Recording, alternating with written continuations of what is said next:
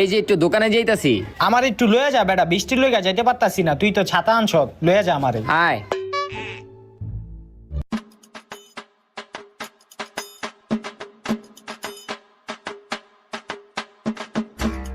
ঠিক আছে বন্ধু, তুই যা, আমি বাসায় যাই গা। আচ্ছা।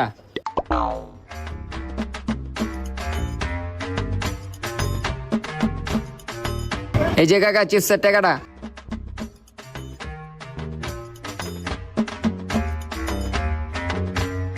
হ্যাঁ রে, বাইরে অনেক বৃষ্টি, ছাতাটা এদিকে রাহি, ছাতাটা না থাকলেই ভিজে যেতাম গা। বুইয়া চিপসটা খাই,